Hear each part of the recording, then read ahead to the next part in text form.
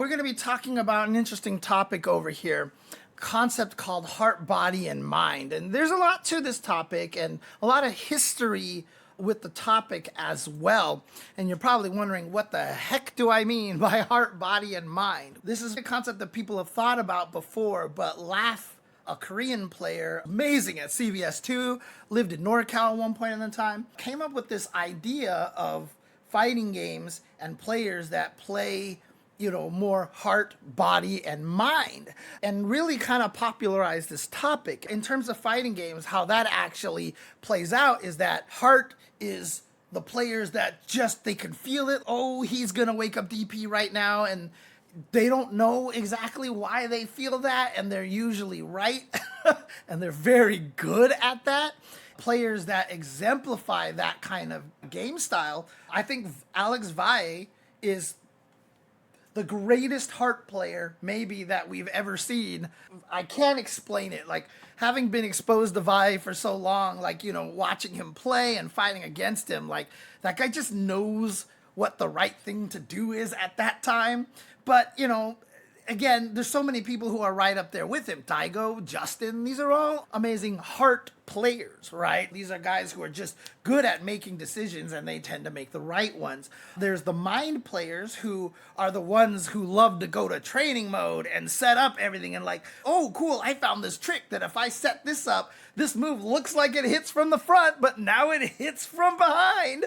Oh, what can I do in this situation? That's cool. And body is the players who just have execution, right? Well, mind players, great mind players, for example, are like Cien, who's just so good at labbing. In fact, one of the reasons why he won Evo using Gen was because he had all these crazy cross-up setups with Gens off the wall and stuff like that. I don't know why, there's a lot of good players out there who are just good at labbing situations, and those are kind of like the mind players out there.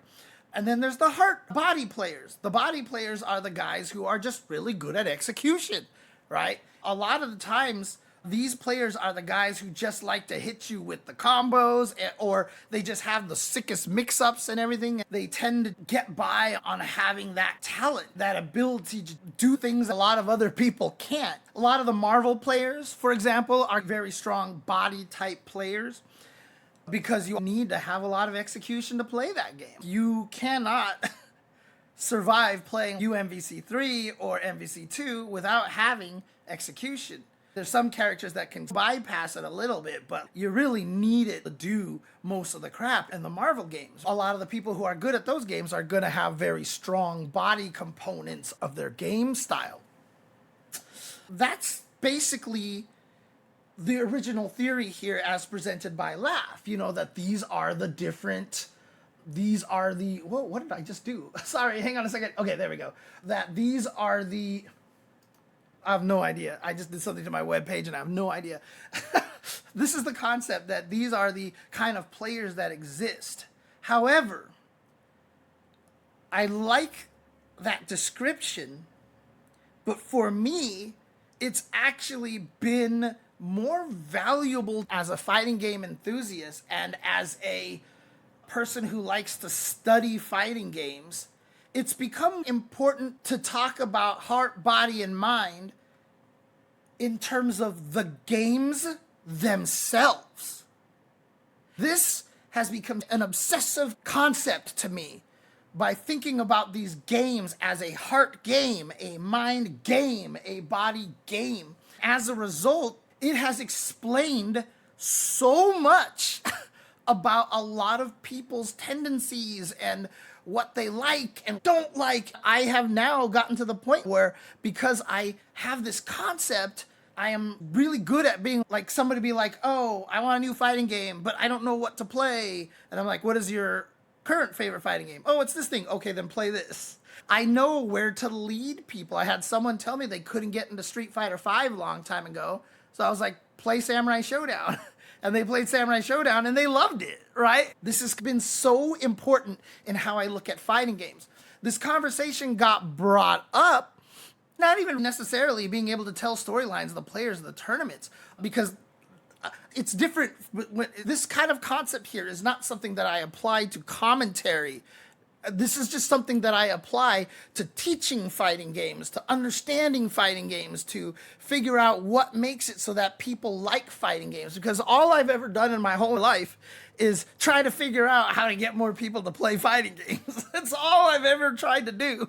So, that's kind of where it applies for me. This whole topic came up because I was just seeing so many old school players being like, oh my God, I love Fatal Fury City of the Wolves. I am having so much fun with this game. Oh, I haven't played a game like this in a long time. Like a lot of the players from my generation, a lot of people are really enjoying Fatal Fury City of the Wolves. And so I tweeted out a tweet that basically says, here we go. Fatal Fury City of the Wolves is clearly a heart game with regard to Laugh's classic heart, body, mind discussion. It is not surprising to me at all that so many old school players are finding so much joy from the game. Frame data is nice to have, but it matters so much less due to so many mechanics. And, I talked about this. I know I keep talking about this idea of heart games and mind games, and many people out there think I'm just blowing smoke. But the evidence is too strong, not to mention that Daigo said the same thing in different words and everyone thought he was a genius. But I think it's so important to acknowledge this because it really helps us as a community understand why we like certain games over others, and more importantly, why we don't like some games over others. Different fighting games encompass very different base mindsets. And I think that this is really important to understand because as a fighting game player, I am a heart player. I have always been a heart player. When Street Fighter V came out, I had a really hard time understanding the game. I couldn't figure the game out. Like, I was not good at that game for a long time. What actually got me to understand the game better, what actually made me better, ironically, switching to a much worse character. The problem is I was playing Street Fighter V with Cammy, who I played in Street Fighter 4. And so a lot of what I was doing was trying to replicate what Cammy did in Street Fighter 5. And to be honest with you, she's barely different. She's like the exact same character practically between the two games. And I couldn't use her. Nothing worked. I had so little success with her. It wasn't until I switched to Lucia that I really started to understand the game properly because I didn't have old biases to blow me up. I started learning Lucia by actually labbing like frame kills and finding setups and doing all these other things. And I started studying, okay, when this happens, I can do this. When this happens, I can do that. And that's because Street Fighter V became a mind game. So the thing about it is, from Street Fighter 4 and prior, all the Capcom fighting games were heart games. Like almost all of them. I think you could almost unilaterally say that Darkstalkers, the Versus series, all the Street Fighters, CVS2, whatever you want to call them, they've all been heart games. And Street Fighter V and Street Fighter 6, well, let's stick to Street Fighter. Street Fighter V was the first time it became a mind game. It transformed from a heart game to a mind game, and that threw everybody off. A lot of people are like, what is happening here? I still remember when Street Fighter 4 was transitioning to Street Fighter 5, a bunch of the old school players were like, oh man, Street Fighter 4 is kind of dumb. When Street Fighter 5 comes out, now you'll see. Because now us old school guys will be able to win if it has like real foot. But the problem was it wasn't made for them. And so they ended up doing very poorly in 5. Almost every old school player I have seen who was a Street Fighter fan from the old days don't like 5. There's so few players that have played the old games and have found 5 to be appealing to them. 4 says in the chat, what's ironic is they were trying to make Street Fighter V easier for beginners with the buffer system, aka the input buffer. See, this is the point, right? It's like, is it old biases? Weren't they the things that tripped up old real players who were just trying and failing to play them well in Street Fighter 6? No, this is a completely different thing. The reason why they did not enjoy Street Fighter V is because the game wasn't catered to their mentality. There were not a lot of mind games in the history of fighting games. They've been more prominent now. And for the most part, the best example of mind games in old days has always been Tekken, right? Tekken, frame data was very important in Tekken. And in fact, Tekken and Virtua Fighter were the first times where people really started paying attention to frame data and this concept of turns and all these things. And in fact, when Gerald first tried to teach me and Ultra David how to play Virtua Fighter, he was like, okay, the problem is the way that you guys play Street Fighter is very different than how we play Virtua Fighter. There's this concept of turns. And I was like, what does that even mean? And he had to explain it to me to the point where I was like, oh, I get what turns is now. And then understood what that was, but it was such a foreign concept to me because old Capcom games didn't have turns. They literally didn't. So what happened is that a lot of people have had this culture shock going into Street Fighter V who used to play the old games. The point being is that for heart players, they just make choices. The heart players just say, you know what? My nickname for heart games are the fuck it DP games. I call it that because it's just like, I feel like he's going to press a button. Fuck it, DP. That's where a lot of the heart games come into play. Street Fighter V in Season 1 had a little bit of that in there because some of the characters have invincible DPs, but it was only 4 of them. Some heart players were able to find success early on by using Ryu, but as soon as they took that away, it solidified Street Fighter V as more of a mind game. Now, people are going to be like, oh, what, is just invincible DP the only factor? No, not at all. Here's the thing, right? So Power Rangers X is asking what the concept of turns is, right? Let me get to that in a second here. Let me get into that in a second because I want to kind of delve a little bit into this history and all the stuff that I have kind of sussed out here. Old fighting games took place in the arcade. We paid 25 cents, we played, and then we left. Or stuck around and tried to play. The thing about it is people have to remember that back then, we really didn't have the internet. Like, if you talk about Street Fighter 2, like, we didn't really have the internet back then. Okay, there was like mailing groups and stuff like that. That's why people printing out FAQs back then, when people wrote and uploaded FAQs, we didn't even necessarily have game facts to store our FAQs. $1 a game is a ripoff, but if it's 50 cents, that happened a lot. It would be 50 cents to start, 25 cents to continue, which would make everybody keep continuing and challenging, which was great. But because we played in the arcade, we didn't have 1, internet, and 2, we had no training mode. We had 0 training mode. The first training mode that was ever created was Street Fighter Alpha 1. Let me tell you, I was the most ecstatic human being in the world. That training mode, I was like, this is the best thing ever. If you look back at it, it is the shittiest training mode you have ever used in your life. There were no options to increase your meter at start or switch the opponent to block every time you want to do a combo that involved 3 meters. Jump back, show, build your meter to level 3, try a combo, messed up, spent your level 3, jump back, show. Dude, it was miserable, but we loved it, right? But that's kind of the extent that we had in fighting it. There was no ability to research stuff. If anything weird happened, like bugs happened, like there was a bug where like Chun-Li did Kikosho in Alpha 2, then something happened, and even though her Kikosho wasn't on screen, it was still on screen. You would throw a fireball and would just hit something. Chun-Li's walking around and everyone's like, what?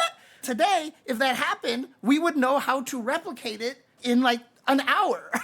But back in the arcade days, you're like, what happened? Time runs out. Oh, well, and then you just kept playing. That's the end. That was the end. Oh, man. Dude, X-Men versus Street Fighter and all those games on the Sega Saturn had no training mode. Literally, did you know that in MVC, the MVC collection, X-Men versus Street Fighter has a training mode? Inside joke.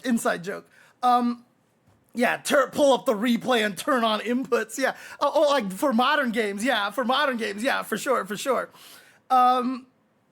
A similar thing happened to World of Warcraft, says Tyler Wright. Playing Classic when it was new was a completely different experience. Everything was new, everyone was bad, even our computer was bad. Now it's solved. You're right. So what happened was you couldn't make fighting games for mind players. You couldn't, because there's no way to study it. We couldn't look up frame data. We didn't even know what frame data was. I couldn't explain to you why Blanca's neutral jump heavy punch was such a good anti-air, or it was such a good air-to-air compared to everybody else's buttons. And it's because the startup frames is like 1, or so, I think it hits like practically on the first or second frame. We didn't understand that concept. We had no concept of startup and all this stuff. We were just like, oh, this can be punished by this. Oh, this happens here. And it didn't really matter to us. In fact, when the Yoga Hyper Guide came out, which is the Bible for Super Turbo, it had frame data in there. Nobody cared because it had hitboxes in that game. All we wanted to see were hitboxes. It had frame data. We were like, whatever, hitboxes. Oh my God. Like, frame data didn't mean anything to us. You can't design a game where frame data mattered that much, except for a game like Tekken, right? The way Harada thought about that game was that he enjoyed having people not being able to lab the game and figuring it out as they go. The way I think Harada wants to design a fighting game is to have an infinite, like, just gigantic ocean of stuff to learn. Because remember in Tekken 7, when people were like, put frame data in the game, he was opposed to it. He didn't want to put it in because he felt like putting frame data in games makes games get solved too fast. He made everybody pay for the frame data in Tekken 7, right? And nowadays, like, you just can't get away without putting frame data in your fighting game because that's a reason to not buy the game. We've finally reached the point where if you don't have frame data in your game, it might actually hurt sales, which is important. But again, the way Harada designed Tekken a long time ago was to be a mind game living in a heart game world, which is why, interestingly enough, all of the Tekken players didn't play the 2D games. And a lot of the 2D players didn't play Tekken, right? There's always going to be the rare guy like Vi. He is one of the greatest heart players that I know. And he was able to dominate in Tekken at one point in time, even though it was a mind game. This was also back in Tekken 3 or Tekken Tag 1, where the game was also clearly a lot simpler than it is now, right?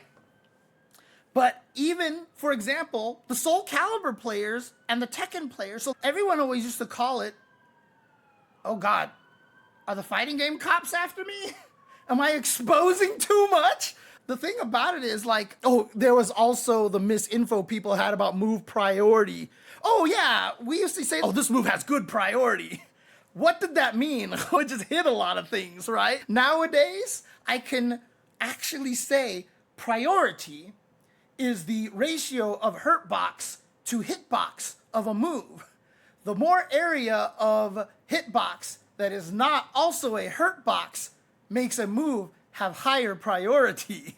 If a move has more hurtbox than hitbox, it has low priority. So I can actually explain it now. But here's the thing, right? Those games, you couldn't play them as mind players, right? What's interesting about this is, fast forward a few years later, we're here at Street Fighter V, and many players who tried to get into Street Fighter V didn't like it. There was a lot of backlash to this game. Why is that? Why is it that every old school player didn't enjoy playing it? I would go to these Facebook groups or posts or whatever. Every old school player is like, God, I hate 5. I don't like 5. I don't want to play it. They just all hated the game. Why was it so consistent? Well, that's because all of the old fighting games were designed for heart players. Everybody who ended up playing all those fighting games were the players who became good at making decisions. It was about the speed of decisions. And when you decided to make these decisions, those were the players that succeeded. There has always been a giant swath of mind players out there, people who would appreciate more of a mind kind of fighting game, but they had no game for them, so they all stopped playing. It's not that there were more heart players back then, it's that the fighting games were designed for us. And so we self-selected because we were good at these games. And so you just have this giant group of heart players, and now suddenly you thrust upon them a mind game. And so now all of the old school players are like, this game sucks. This game is so stupid. You can't do, rah, yeah, old man yells at cloud kind of thing. And, I've gotten a lot of Facebook messages like, God, this game sucks. And like all these old players are like, yeah, this game is so bad. And I'm like, the game is fine. The game is good. You just have to understand the game was not designed for you. And that's what it is. And I explain it to them. Even those people who are super anti 5 or 6 are like, huh. You can kind of see in real time that they're not as mad anymore. It's kind of funny.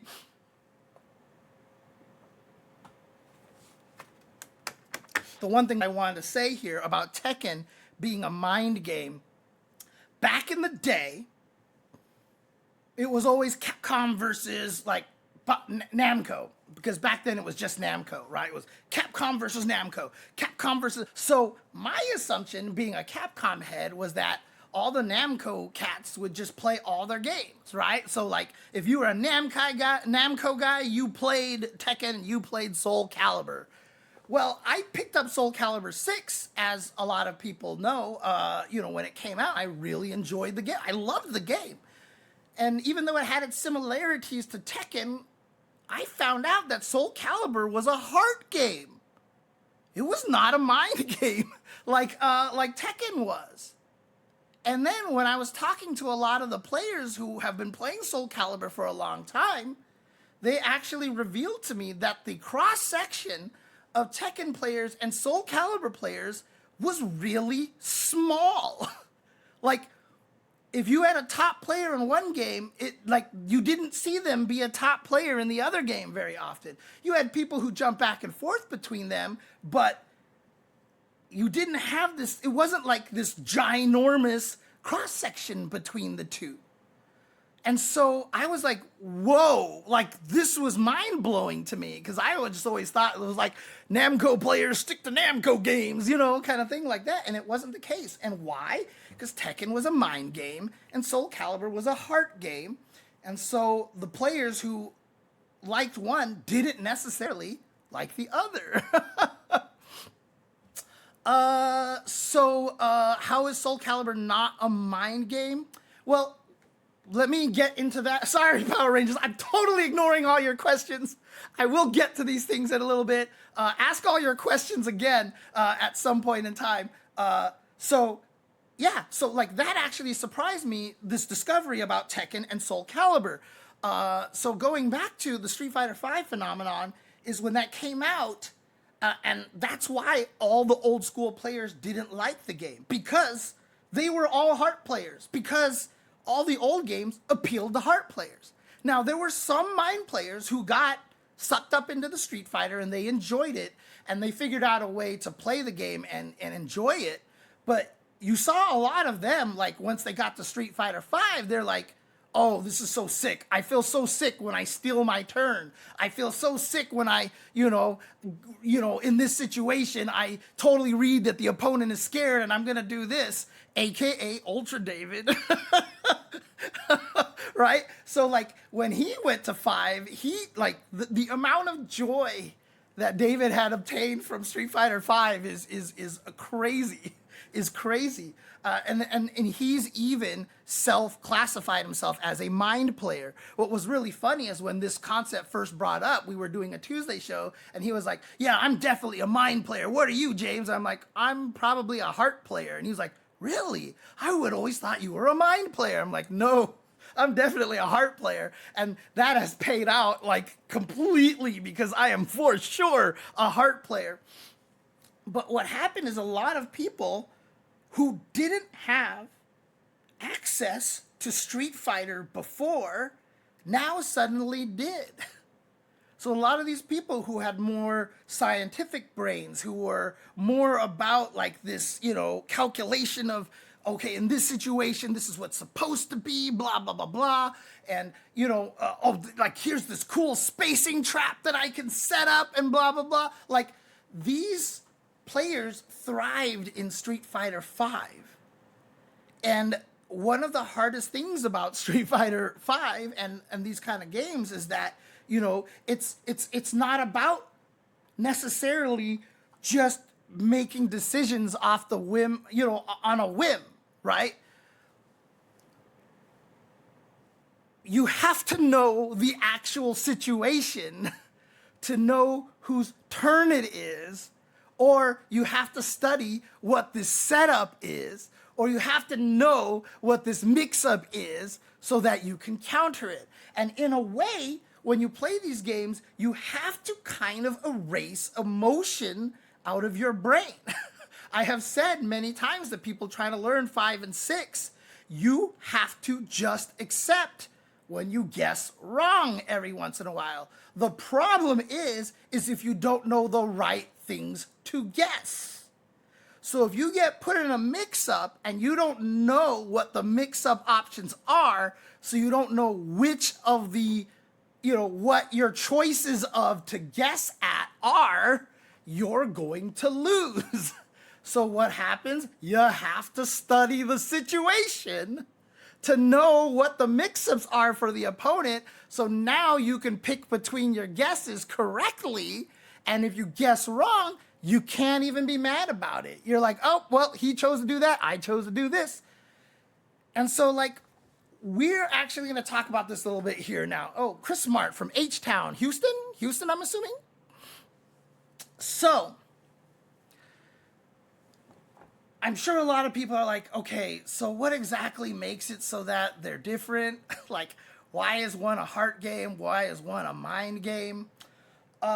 So with Street Fighter 5, the number one culprit is the input buffer. So when Forrest mentioned this, when he mentioned the input buffer, trying to make the games easier, it actually did a lot to change the game from a heart game to a mind game. Why? Because now everybody could be 99% accurate. And it has nothing to do with combos. Nothing at all to do with combos. The example that I have always given is in Street Fighter 4, Cammy versus Boxer, Balrog. We'll use the American names, Balrog. Balrog's dash punch was -3 on block. Cammy's far standing jab was a 3-frame move, and it reached really far. So, Cammy's standing light punch could punish Balrog's dash punch. But you never saw any Cammy players punish the dash punch with jab. You never saw it. Why? Why wouldn't you do that? -3 +3, -3, 3-frame move. I should punish it every time. That really hurts Balrog's game, right? Well, there was no input buffer. So in other words, the only way you could punish it was by being 1 frame perfect. If you hit the button too early, so once you hit with that far standing jab, the only combo that Cammy had at that range was stand jab into heavy drill. If you hit the jab too early, you would do nothing into drill. And then Balrog would block that and then murder you because you did heavy drill, right? If you pressed it too late, he would block it. You can't confirm that cancel. And so you would jab into drill and die. So unless you were frame perfect 100% of the time, then maybe you would go for it and punish it. But because the chances of you of being that frame perfect did not exist, no Cammies went for it. They only started doing it when people found out about the slinking, blinking, whatever they called it. You know, where you use the select button or the back button, and you found out that empty button actually would plink for you. Because you couldn't normally plink a light punch button, right? You needed something of lower priority than light punch. And light punch was the lowest priority button. Well, people found out that back and select actually worked to plink buttons, but on all the joysticks that was back up here, you can't plink that way, which is why a whole bunch of the top players modded their stick to put the back or select button right next to light punch so they could plink it. And so then you finally started getting Cammies that more consistently punished it. But because you could be a frame off, nobody ever tried it. With input buffering, it's guaranteed. It's so easy to do. And what is input buffering? When you press the button, the game repeats the button for you for a couple of frames, right? So you pressed it, and if you pressed it, like, I always forget if the buffer frame is like 4 or 5 in Street Fighter 6, but it's adjustable because they've literally patched a move so it had a longer buffer window at the end of it, which is really weird. But the idea is that you could press the button 4 frames too early, and because it repeats it, like pressed it too early. Still too early? Still too early? Oh, okay. Now he's recovered. I'm going to do the move. So everybody has the ability to punish these things a lot better, right? And another thing, I didn't even know a new trailer came out, Brian San Nicholas. I'll take a look at that in a second. And so what actually happens now is that not just in terms of punishing, but also in terms of frame traps and frame kills. So in Street Fighter 4, we had frame data. We liked looking at frame data, but it really didn't necessarily matter as much because in Street Fighter 5 and Street Fighter 6, if I'm +1, you don't do anything. Like, you're scared, right? Like, if this move is +1, you don't press a button. In Street Fighter 4, we didn't care if you were +1. We'd hit the button because the chances of you hitting your jab on the exact perfect frame and the chances of me hitting my jab on the exact perfect frame, you could just count on human error, right? You could just count on human error to actually make you win. So dude is +1, I hit jab, he hit his jab like 3 frames too late, pow, or he hit it too early, and you win, right? And it just didn't matter. So the frame data didn't matter as much. And so with the input buffer, what it's done is it's turned everybody super precise so that when I knock you down and I do dash, whiff, standing roundhouse, I'm guaranteed that my next move is going to be a perfect meaty. And I can do this consistently because I have input buffer now. Because it made it that much easier to time. So this is that's one of the major factors that turned Street Fighter more into a mind game. So to answer one of Power Ranger's first questions is the concept of turns. Turns is a thing that exists when your game has a lot of input buffer. Tekken and Virtua Fighter have some of the most notorious input buffers in the world. I think Tekken's input buffer window is like 10 frames. It's like 10 frames. So if somebody does ba-ba and is minus 10, you can always punish them with 1-2 or 1-4 or whatever, because the input buffer window is ginormous in those games. And that's why Tekken was a largely kind of a mind game back then. When I first started playing Tekken, similarly to Street Fighter 5, when I picked up Tekken 7, I couldn't understand it because when I was using King, people were like, okay, you standing one, use down forward one. Down forward one's really good. Down forward two is really good. And so you know what I did? I would be like, 1, 1, 1, 2, down forward one, down forward one, you know, down forward two, blah, blah, blah. And I kept getting interrupted. And I'm like, I don't understand like why you guys say these moves are good. I keep getting beat up. I kept getting beat up because the game is about turns. If I hit you with down forward one, I have an advantage, so I can keep swinging. If you block down forward one, I have to hold back and see how you retaliate. This is the kind of concept of turns. You have to confirm if your move hits or is blocked in Tekken. This is something that you have to learn very, very very well. So if I do down forward one with King and you block it, I have to respect you. If I hit you with it, it's my turn now. Because if I hit you with it, I'm plus.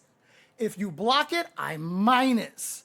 And so this concept was really hard for me to understand when I first started playing Tekken. And it took me a while before I really started learning how to play Tekken properly because I wasn't confirming my moves as a hit or a block. I was just like, okay, these moves are supposed to be good. Let me just swing with them. And I would get blown up every single time. So that is a major factor, is that input buffer makes it so that you have to kind of know this frame data situation. So, you know, if you block this move and you're -2, you have to know that move is plus for the opponent. So you don't press a button. Because if they press their fastest button and then I press my fastest button, I lose, right? So you have to respect their turn. If they do a move to you that's -2, then I get to press my button first and they have to respect my turn. And so the whole concept is, you know, okay, so every time the enemy's plus, I'm never gonna press a button, right? Because they can always blow me up for that. So then the opponent can then be like, haha, he blocked this. He's scared to press a button, so I'm going to walk up and throw him. Or I'm going to do another move that's plus, and so now he has to hold that mix up again, et cetera, et cetera. And, you know, you can take advantage. This is what's called stealing turns, right?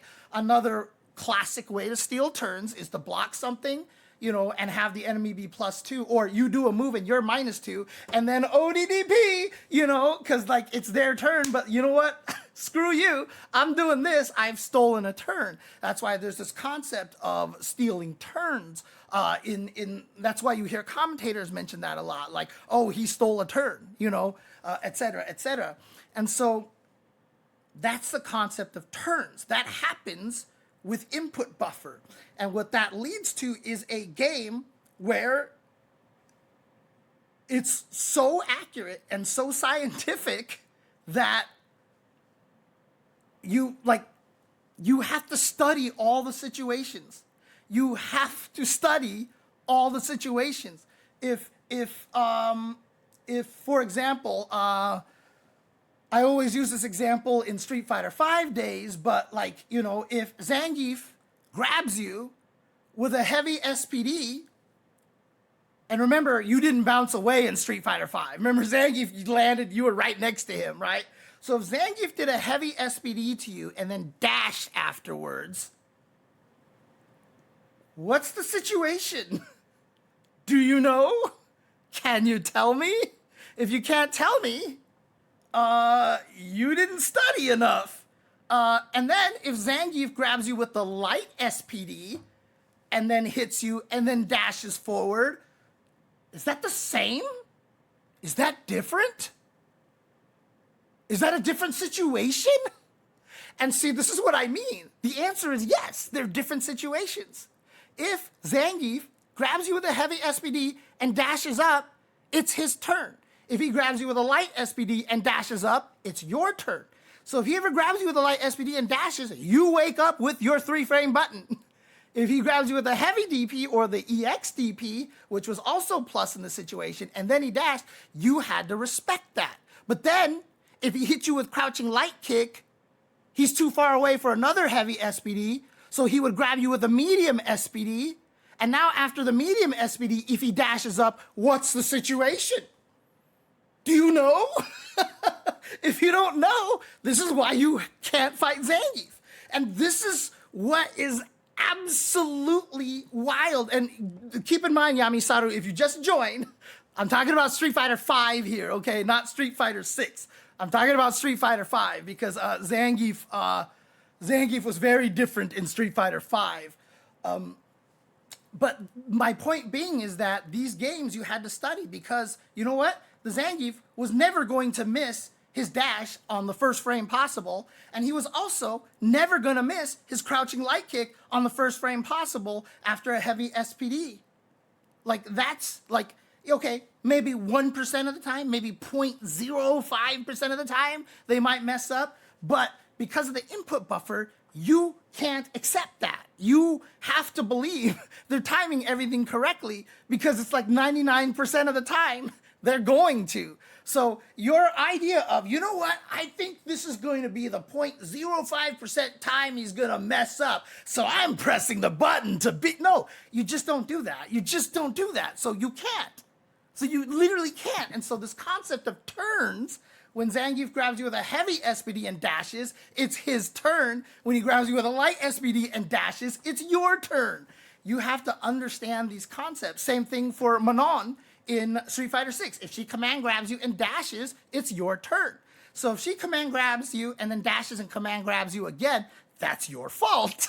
If you see her dash, press buttons. Hardest part is that she can throw out moves that are true meaties, and so if you're just blindly mashing on the buttons and not reacting to the dash, you're gonna get crush countered or whatever. You're gonna get counter hit, and things are gonna go bad for you in a completely different way.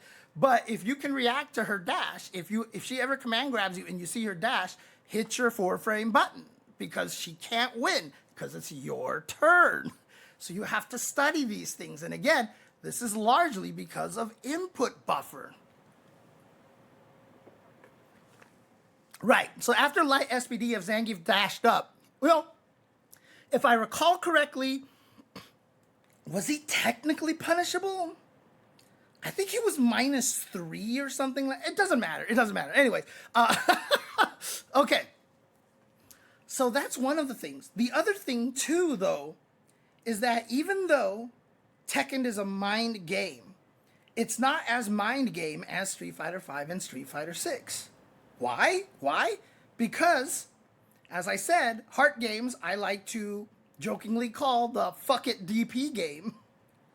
And it's not just necessarily about an invincible DP. It's just that the invincible DP happens to accomplish exactly this idea. But heart games also have a lot of fuck your frame data moves. Like, I don't care what the frame data is. I just don't even care. It doesn't matter.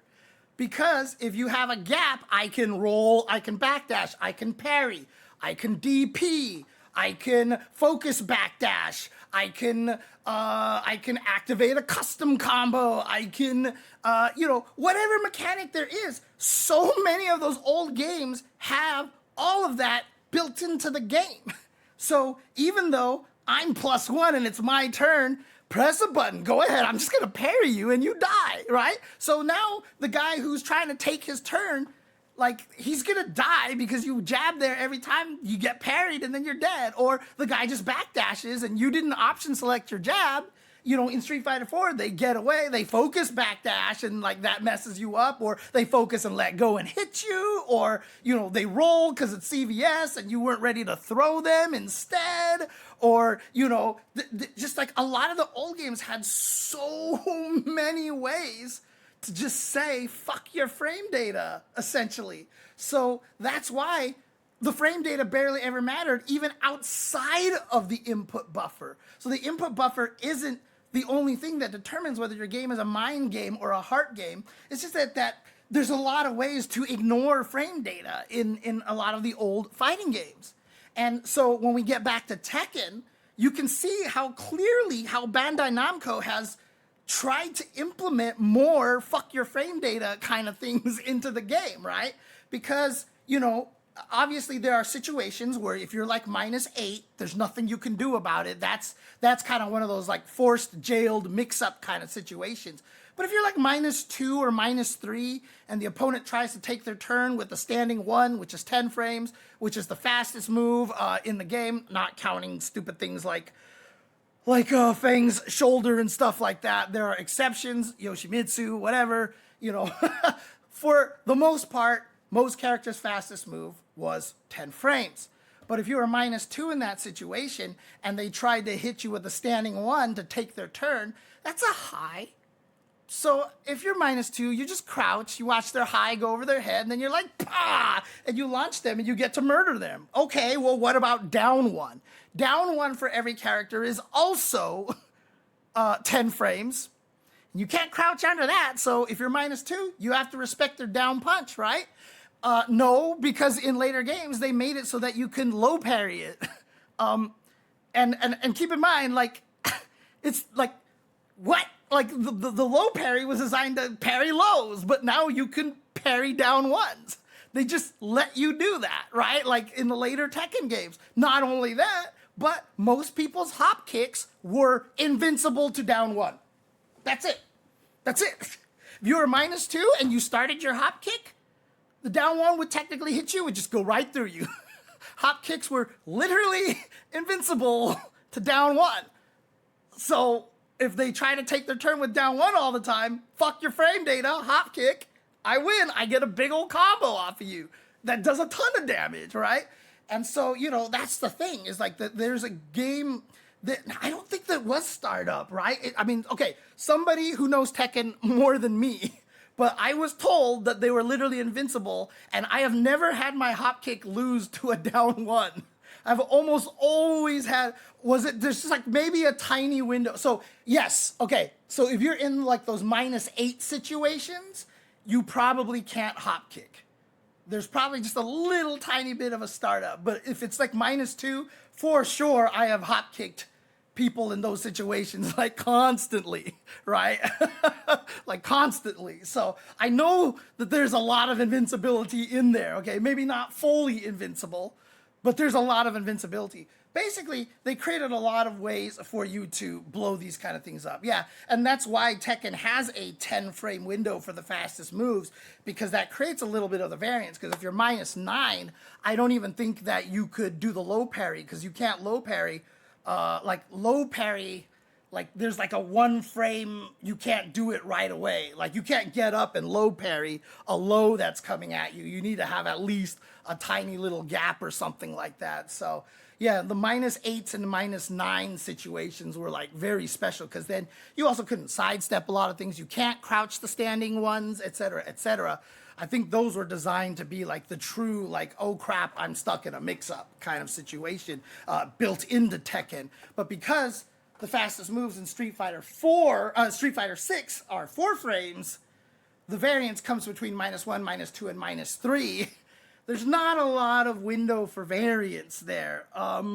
Although it does make a difference, because only in certain, like for example, if I'm +1, I think it's harder to shimmy. Like if you're +1 and you walk back and the opponent does a reversal throw, I'm pretty sure you get thrown, because you can't walk back far enough in Street Fighter 6.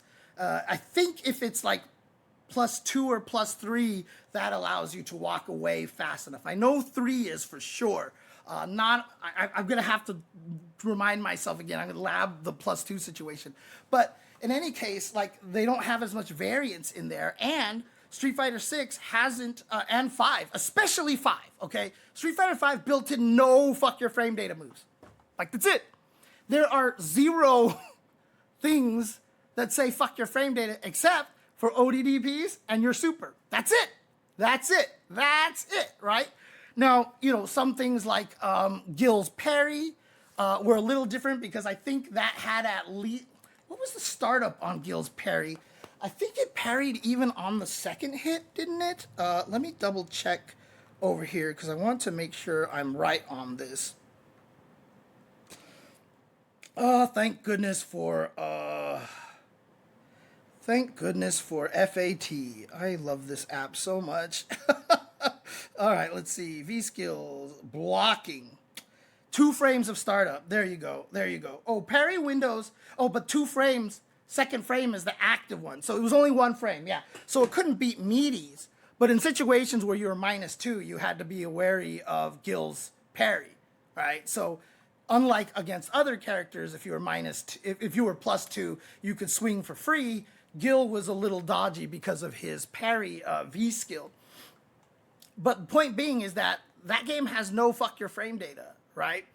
And Street Fighter 6 really kind of doesn't have one either, except for perfect parry, but you also have to accurately parry within a 2-frame window to access that. But it exists, right? It exists, it's there, and it is one of the things that helps make Street Fighter 6 less of a mind game than Street Fighter 5, right?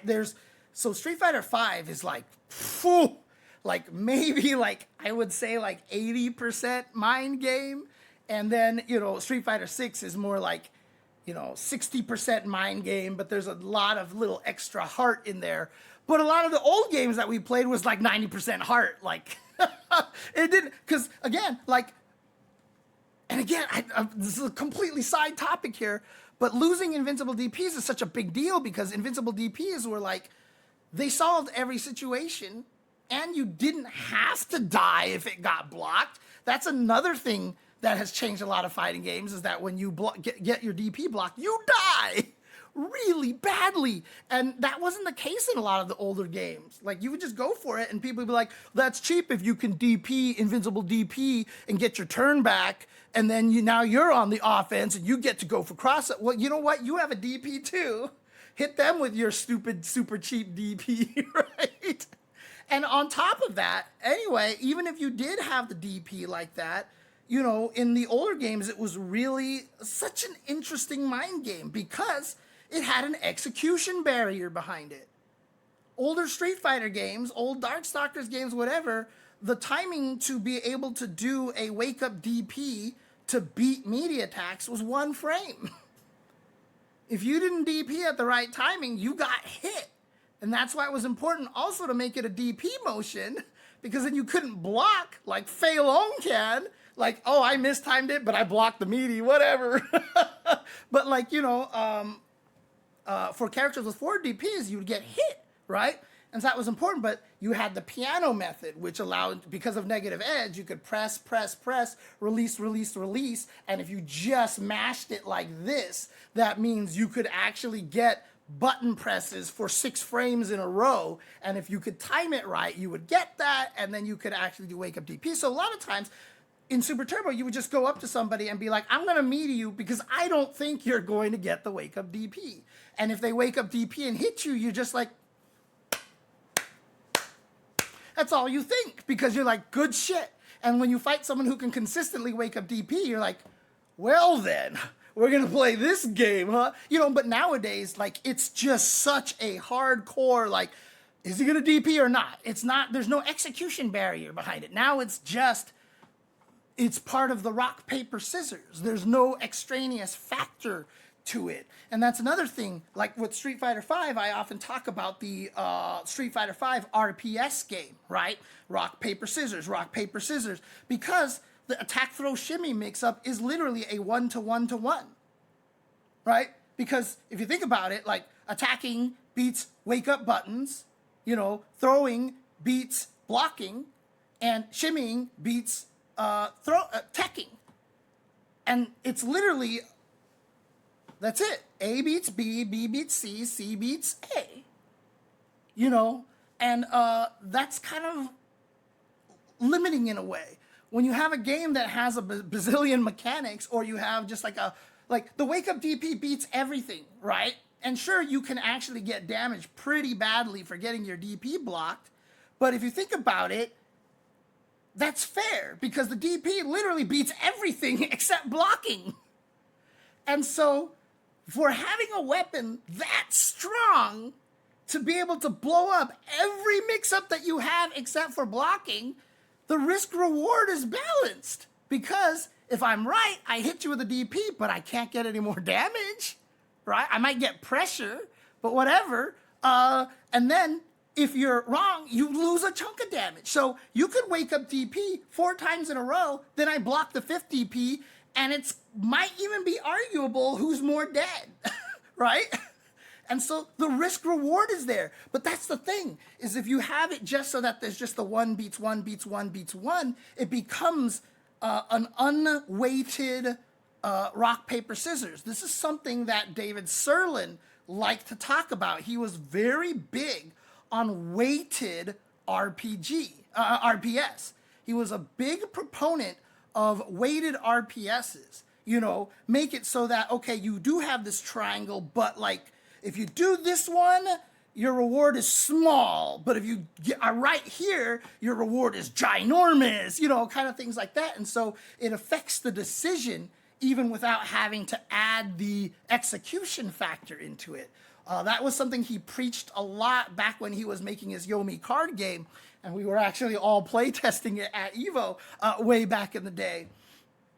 And that's the thing, right? The weighted RPS is like, for example, in Street Fighter V, it's not a particularly good one because the person on the offense like has no way to die, right? Like, and this is why throw loops are bad in Street Fighter VI, because the options that you have to defend against the person attacking you don't reward you very highly.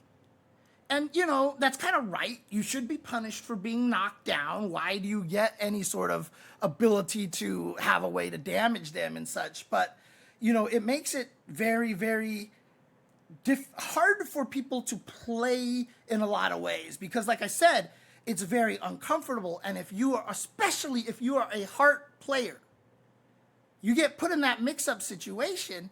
And if you guess wrong 3 times in a row, it feels really bad if you're a heart player, because you're like, he just outguessed me 3 times in a row. My God, I suck, right? Like, you're just like, oh God, like, how did he read me? And the other guy's just going, roll the dice, let's go, you know, kind of a thing.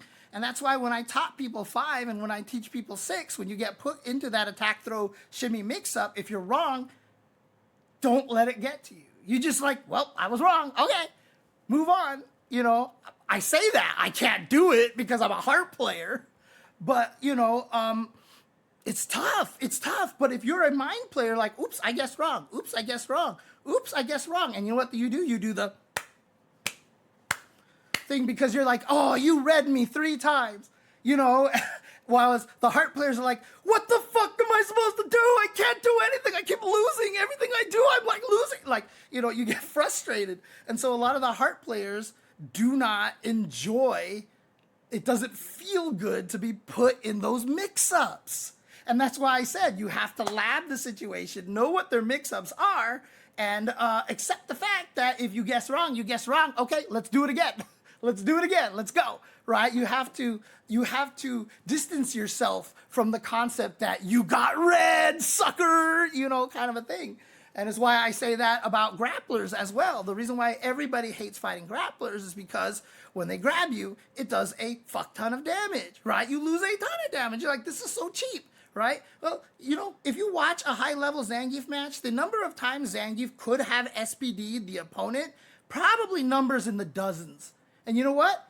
The grappler probably only tried to SPD in like 2 of them. Because it's scary trying to SPD, because if you're wrong, a lot of the times the opponent can blow you up. If they backdash, you're just like, what? And then they get a free ginormous combo on you. It's the same kind of thing with risk and reward, right? So when you fight a grappler, you just have to accept that you're going to get grappled sometimes. That's it. You just have to accept it. And if you don't, you're never going to be able to fight a grappler. You're just not going to be able to.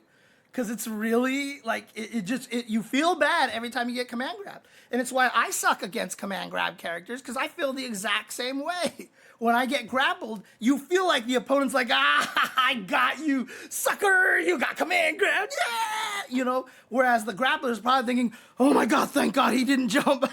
Oh my god, thank good he stood still, you know. But like half the grapplers spend most of the time going, why would you jump there? I already anti-aired you. Like, what are you doing? You know, like, dude, like, it's stressful being a grappler player, okay? So yeah, well, Kimberly doesn't have a command grab. Are you talking about the Bushin run into the throw? Are you talking about the Bushin run into the throw? Not all. Okay, look, Lance Muscles, don't do that and make people think that we're laughing at them, because I'm not laughing. Well, okay, I do laugh a lot when I SPD people, but that's another story. But you know, look, look. Oh man, don't make people feel that way, Lance Muscles.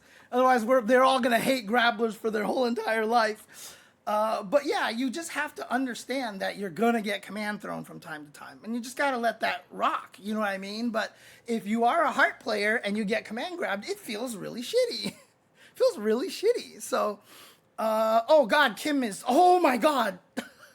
You're in the wrong place, Power Rangers X, because I think Kim is not good in Street Fighter 6. Most people will agree. Most people will agree that she is not good. Meanwhile, Guy in a lot of other games is very strong. So in Alpha 1, he was a bully, top 1-2 character in the game. Alpha 2, he was really strong. Alpha 3 is where he got a little weaker. But Guy is like, I don't think Guy has ever been worse than what Kimberly is right now in any of the games he's ever been in. So, oh God. Anyways, yeah, he did seem pretty mid. As I said, I don't think Guy has ever been worse than Kimberly is right now in Street Fighter 6. And I agree that Guy is kind of mid in Street Fighter 4 at one point or another. That's my point. But the whole thing about this is that what's important about understanding the difference between heart and mind games. And so again, City of the Wolves, does it have input buffer? A small one. Yes, it does. So it's very easy it's more easy to punish one frame perfect, punish things like that. In City of the Wolves, it's a lot easier to do one frame links because there's a very small input buffer. I don't know how big it is, but it exists, so you can be accurate. But the thing about it is, like there's so many things the opponent can do on Wake Up, and if they're right, like, it sucks. Like, if you try to do a meaty button because you know you have the perfect frame, frame data for that, and you put a meaty button in it, and they wake up and just defend, guard cancel into heavy DP break, you could lose 50% of your life. You could lose 50% of your life right there, right? So, they've got just defends, they've got blocking into hyper defense, they've got high dodge and low dodge attacks. Even though those don't work on frame number 1, they work on frame number 2. So if you have a setup that hits on the second frame that they get up, which in Street Fighter 5 and Street Fighter 6 is a legit, it's their turn, you can't do anything. But even if you're one frame off, you could wake up with a high dodge attack or a low dodge attack and beat a lot of people's meaties if they're just timed not perfectly truly meaty. They have 10 out of 17 characters have an invincible DP, right? Everybody's level 1 is invincible. Everybody's level 2 is invincible. And everybody's level 3 is invincible. So there's just so many options in this game that, basically say, fuck your frame data. And so as a result, it's less about studying the situation. The other thing you'll notice too is that if you play City of the Wolves, every knockdown gives you Oki. I was like, okay, what if I try this knockdown? How much pressure do I? Oh, I have 10 years to run up to him and do a media attack. Well, let me try this other knockdown. Oh, I have 10 years to run up to him in meaty. Like every single knockdown lets you have like 19 years to run up to them and do a meaty. Like it doesn't matter because the opponent has so many options when they get up, right? Like, so it's not about like, okay, what's the situation? If he grabs me with the heavy spinning pile driver and he dashes, he's this frame. It doesn't matter. It doesn't matter because there's so many options when you get up to do a lot of different things. And so the opponent can't really impose like a straight up mix, like the triangle RPS on you. And so as a result, Fatal Fury City of the Wolves is very much a heart game. And as such, it makes it so that old school players like it, because old school fighting games self-selected all the heart players and the mind players had nothing. And so they didn't play fighting games. Well, all those old school players who are heart players are really enjoying City of the Wolves. And in fact, I had an argument with, it was an argument with Tubo, and unfortunately, I'm not trying to call Tubo out or anything, but we were having that discussion of, could Tomo be a really strong fighting game player today? And, I know both David and Tomo had the opinion that they're like, no, the players are just better these days. They're just better. Look at Street Fighter V. Justin's not doing as well. Daigo's not doing as well. Don't you see it? Like, today's players are just better. I'm like, no, that's not true at all. I'm like, it's not true. These games aren't designed for these old school players. In fact, the fact that Justin and Daigo and such were having so much problem with Street Fighter V is argument for me that the games are very, very different. And so, the reason why I bring up Tubaware is because he was a big fan of Samurai Showdown. And Samurai Showdown came out in its first year, went straight to EVO, and what was top 8? Like, it was like Kazunoko, Alex Valle, Justin Wong, Infiltration was there, but Infiltration is more on the more modern side. But Henry Sen was there? Like, old man Henry Sen? Like, dude, bro, like, it was all the old school players. Why? Because the game was designed for heart players. And so all those old school players thrived on that game. In fact, Samurai Showdown, at least especially in the first year, was like a 98% heart game. It really was. It was crazy. And in fact, Jay Vissant, super old school player said he just won his first City of the Wolves local tournament that he played in. Why? Because City of the Wolves is more geared towards heart players. So if you make the game geared towards heart players, the old school heart players are going to do just great. And I'm glad that you actually brought that up, Flashy Flash, where you said infiltration as the mindset for multiple fighters. So a lot of people do. A lot of people have the ability to transition. In fact, Daigo even had a video one time where he's like, oh, okay, so I realize now when I played Street Fighter V, one of my problems was I wasn't random enough. In other words, he wasn't taking the emotion out of his decisions. He was still playing too much on emotions. He's like, I have to flash, I have to EX flash kick randomly every once in a while. I get it now. And then he got a lot better. Justin found success in Street Fighter V because he found Manat, and he didn't have to play Street Fighter V anymore. He got to play Marvel with Manat, right? Which is just, you can't touch me kind of thing. So he got to avoid a lot of that, But there are players, for example, like an Infiltration, like a Cien, for example, who are kind of good all around. This is kind of that particular generation. You started finding more players that were kind of built like that had the ability to transition. Tokido is another one, but that's also because Tokido played every fighting game, and so his strategy and mindset was very good at like switching around between concepts and such. But it took a while for Daigo and Justin and a lot of these old school players to really start finding their success in Street Fighter V because the game was very, very different. And in fact, do I have it? Yes, I do actually. Here, let me pull this out here. So I always play this because this is one of my favorite conversations. Again, I have brought up this concept before, and a lot of people tell me I'm absolutely nuts. They're like, you're just making excuses for yourself on why you suck at Street Fighter V and Street Fighter 6. And I'm like, no, no, they're actually different. Some people are like, look, James, every fighting game is exactly the same. It's just a different tool. No, no, that is not true. And then we ran into this. Here we go. Let me show you guys this. So this is a video on YouTube that Hi-Fi put up over here. And so someone, I forgot who, is talking to Daigo over here. And Daigo... see if I have the right place where he talks about this. So all-in offensive styles really not really working in this game. You know, Street Fighter 4 was like that too.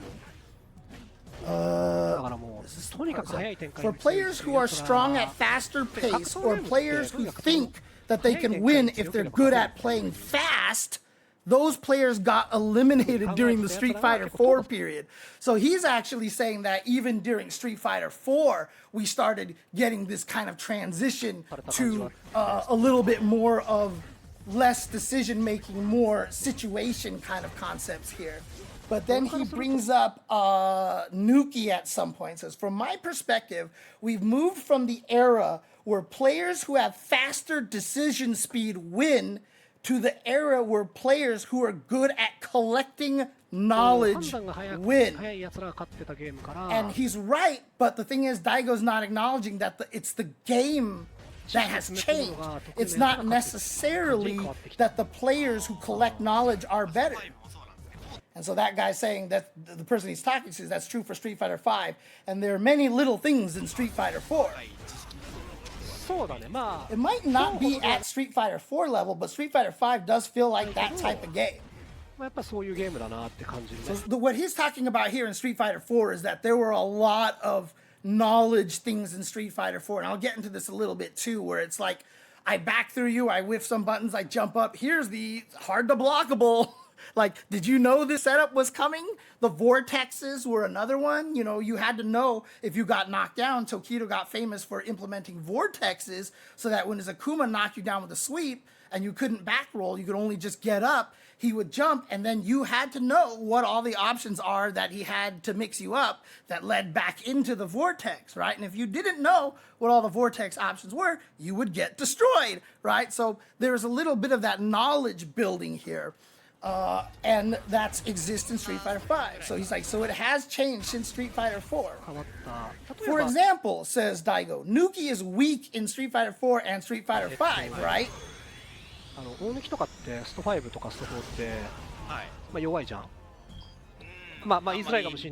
know that it's difficult to say that, but he's still strong in old games because his decision speed is fast. It's not that Nuki's getting weaker, but because it's different types of game, right? Yes, it's just that the game style is different. Okay, so he does acknowledge it here. It's just that the game style is different. If he has perfect knowledge of the game, he should be strong. There's no reason for him to be weak. He has won in so many games. But he is frivolous. Don't really like to study.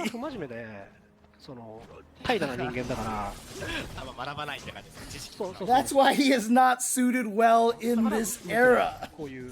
So in just as many, like in different words, you know, in the past, I was kind of lazy on the study game too. See, even Daigo is admitting he wasn't designed for these modern games. And, you know, it's because he didn't have to. In the old games, you really didn't have to study very much.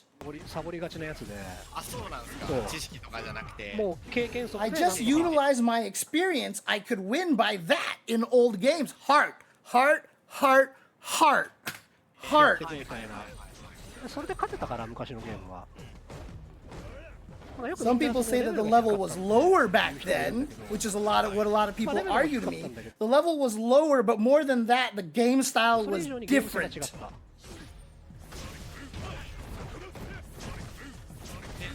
I didn't know the difference. I guess so. Old games are really different from current games. And by looking from that perspective, you are slow after all. Anyways, you get the idea. Daigo was saying in so many words, and this was even after I came up with this concept. And then I saw Daigo say it, and everybody's like, man, Daigo's a genius. And I'm like, like, I'm so mad. I'm so mad. Because, like, I just, like, I said that, right? Ugh. Right, Rio. You missed it earlier, and I talked about this. Because fighting games, we didn't have internet, we didn't have training mode. You can't design a fighting game to be a study game and get people to play it. Except Tekken. Tekken was the only one, but even then it's not like super rigid. You didn't have the ability to study. So if you made fighting games so that you had to study them, they wouldn't succeed. And so it was the heart-based fighting games that propagated because those were the only ones that could get this kind of player base because we didn't have the ability to study. And so all the old games brought out all these heart players. The mind players went to go play something else, like maybe StarCraft or something. I don't know. Maybe the APM bothered them as well. Maybe they all went to Magic the Gathering, kind of situation. But in any case, what happens is that all the old school fighting games were heart games. All the old school fighting game players are heart players. And so this is why they had trouble approaching Street Fighter V. And again, I see so many of these old school players are like, Street Fighter 6 sucks. It's so bad. It's so bad. And I'm like, no, it's because you're old school. You wanted to play a game where you can just feel like, you know what? It feels like he's going to do this. You know, like when I first started playing Strive, I was just having fun doing, Potemkin's anti-air grab and people jumping into it. Like I would do it, then they'd jump into it because that's a heart play, right? Like you're just like, you know what? Fuck it. I don't care, right? Like you just do it. Like there's just no logic to it, right? You just want to make the decision because right now it feels like it. Yeah, it's just like a whole game of hard reads kind of thing. But that's how a lot of the old fighting games were. That's how they were. They were just designed that way. So yeah, it was about speed of decisions, right? So if you're playing a Darkstalkers game, for example, one of the fastest fighting games you can ever play, like even if you have all the knowledge, it doesn't help because the guy is just air dashing on you and dying and you can't do anything, right? My favorite conversation that I've had in the last year or two is I was talking to Automatic. Now, talk about a player who's good at doing both. Holy crap. Automatic is really good at doing both because every time a new character comes out for Street Fighter V or Street Fighter 6, what is the first thing he does? He goes, okay, I load up the character. Here's a good combo into this knockdown. I'm plus 22 frames. What can I do to kill frames to actually get a meaty in there? Okay, so if I uppercut DP, if I dash, that means my dash is 18 frames. So, I have a 4-frame there. I have a 4-frame window, but my jab is 4 frames, but it has 2 active frames. So yeah, if I DP, dash, low jab, that's a perfect frame kill into a meaty. And he does that for every knockdown. He studies it. He's so good at it. And then one time he was posting about Third Strike, and I was like, do you know any frame data of Third Strike? And he's like, hell no. He's like, hell no. I don't know any frame data in Third Strike. The only frame data everybody knows is that Chun-Li's crouching light punch is a 2-frame crouching light punch. And even that's wrong. Because in today's language, it's a 3-frame button. But back then, we called it 2 frames of startup because we didn't count the first active frame. So a lot of people like to bring it up as a 2-frame button because that just sounds ridiculously fast. Like, oh my God, that's the fastest button ever. but it's actually a 3-frame button. So even though that's the only frame data that Third Strike players will tell you, they're wrong. Because in modern nomenclature, it's 3 frames. They don't know frame data. Kotaka Shoten is the greatest Guile player in Super Turbo. You want to ask him what the frame data for Guile is? Like after he flash kicks, how plus are you? He doesn't care. He doesn't care. He would look at you weird. He'd probably even ask like, what's frame data? You know, like that's just how it would be. Oh man.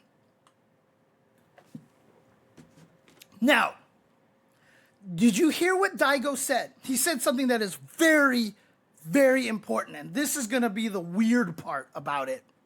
But he said that if Nuki had all the knowledge, he would be good at the game.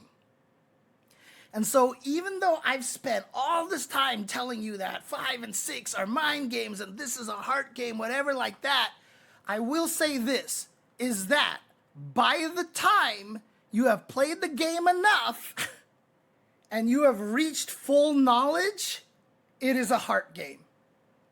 So at the highest levels, it is a heart game.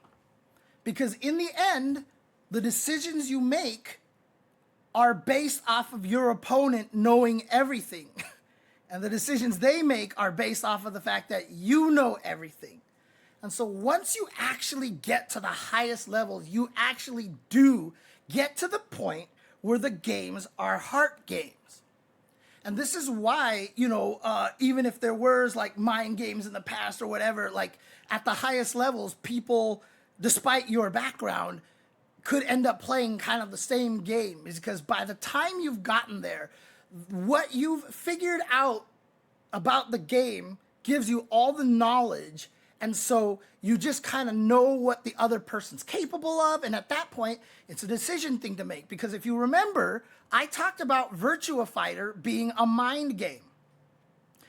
And, a lot of people, when I tell them the difference between heart games and mind games, they're like, well, mind games are stupid, blah, it's dumb, whatever. Virtua Fighter is a mind game, okay? And there's a reason why I haven't talked about it much, because I just wanted to drop this bomb here. But it is also one of the most respected, footsie-based, like, super mind-reading kind of game, like, in the world, right? Like, it is literally just, like, but at the highest levels, when you're playing Virtua Fighter, it's such a heart game. But the thing about it is, you could get abused by situations if you didn't know the solution. Gerald tells me these stories all the time. So-and-so player comes in, does something that nobody had ever thought of before, that nobody ever used this move in this way, and they all couldn't beat it because they didn't have the knowledge. Whereas if you were playing old school Street Fighter, you'd be like, fuck it, DP, right? And you'd be able to beat it, right? Like, you don't have to study the situation. If they're hitting a button, fuck it, DP, right? Like, that's the answer. That didn't exist in Virtua Fighter. So there was a lot of knowledge checks in that game. And so, yes, Virtua Fighter is a mind game, but when it gets to the highest level, it becomes so hard to the point where Gerald also told me the story where Itazan uses Shun, and so does Fudo. Fudo uses Shun as well, the old drunken boxer guy. They were fighting against, I don't remember, it was Chibata or one of the other gods of Virtua Fighter. And Itazan did a first to 10 with that guy. And I think the other guy was using Jin, who apparently is supposed to be a really bad matchup for Shun. And Itazan fought him and just died. It was 10-1 or something like that. And Itazan's like, oh my God, right? And so Fudo goes up and plays him, who uses the exact same character. And Gerald said Fudo 10-0'd him or 10-2'd him or something like that.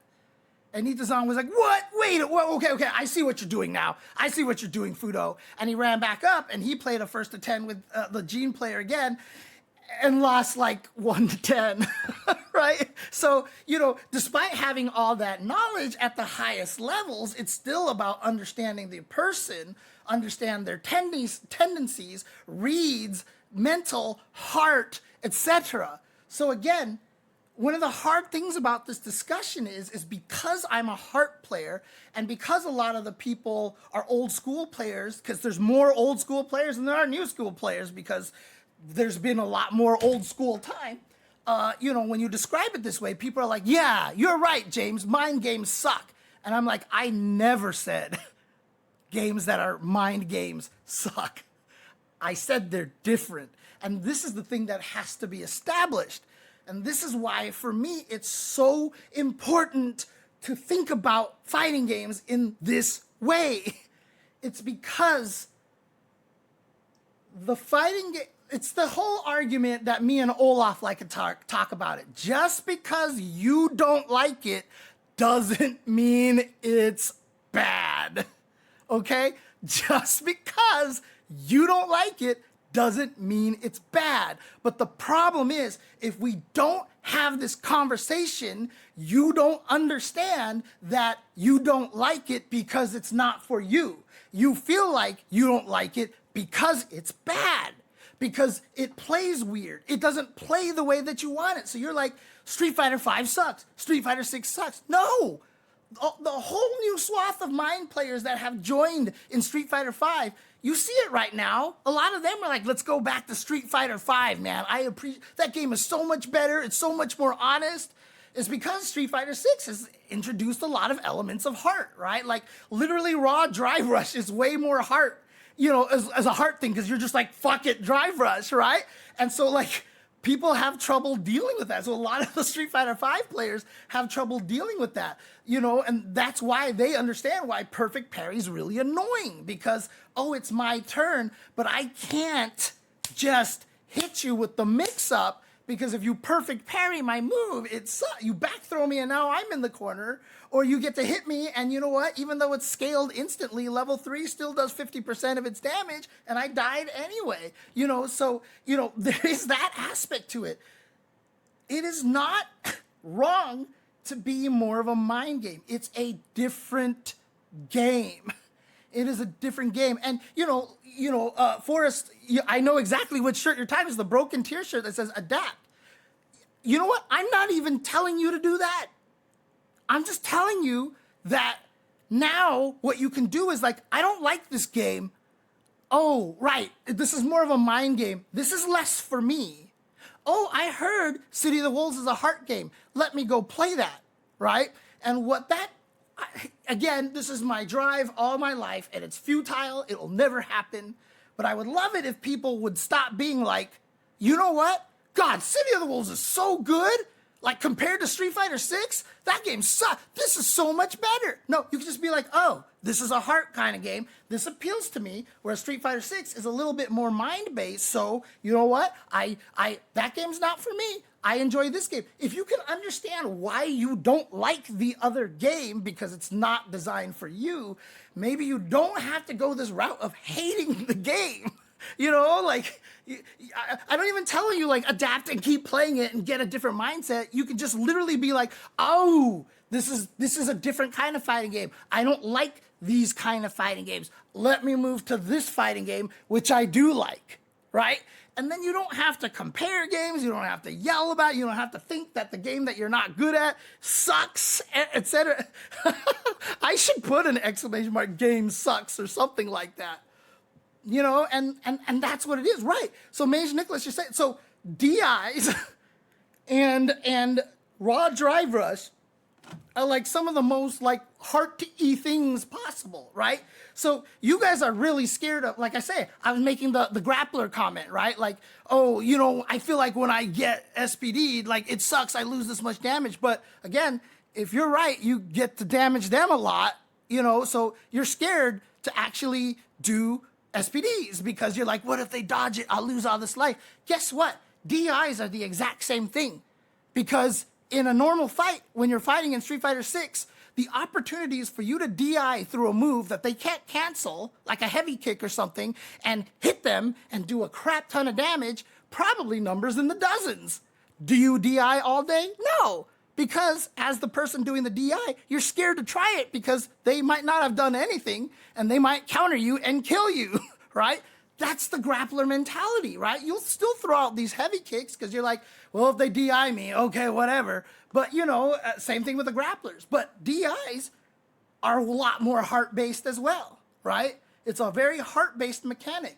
As, like I said, raw drive rush, perfect parries. When the game first came out, I actually believed that Street Fighter 6 was a lot more of a heart game than a mind game. Since we've played it a little bit longer and we've been able to figure out the strategy a little bit more, I've changed my opinion.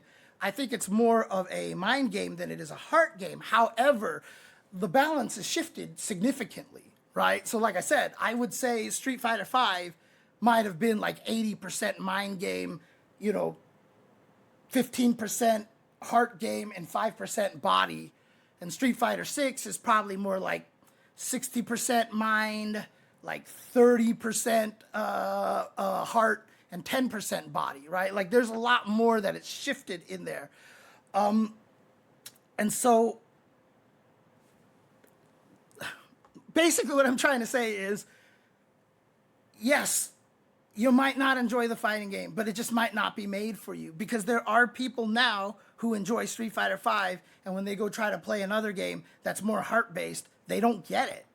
They don't get it. They're like, what's the situation? Oh.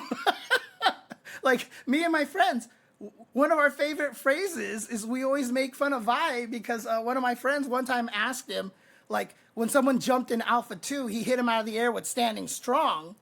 Standing Fierce worked pretty well, but he hit him with Standing Strong out of the air. And so my friend asked Vi, he's like, why did you use Standing Strong instead of Standing Fierce? And Vi looks at him and goes, it hits deeper. And then he just went back to playing.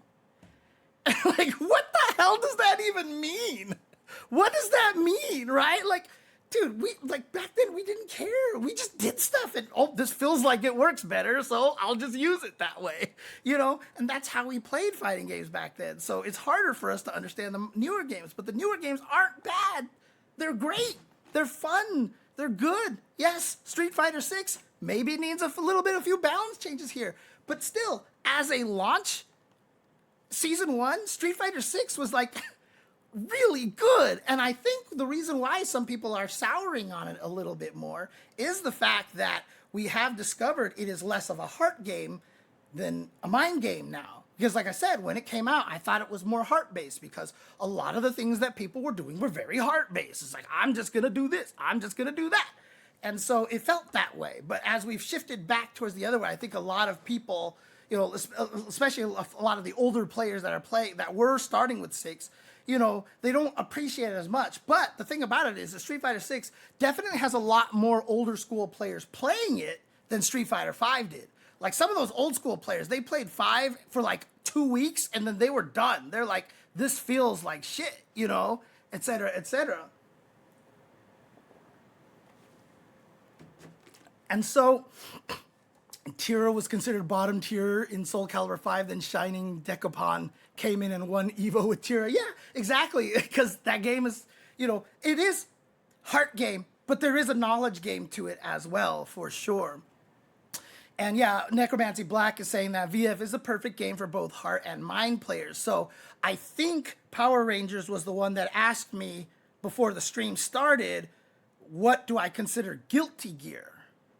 And for me, Guilty Gear has always been the perfect intersection of mind, body, and heart, which is one of the reasons why I hold Guilty Gear in so much respect and why I like that game so much. Exerd and XX, not Strive, okay? Exerd and XX.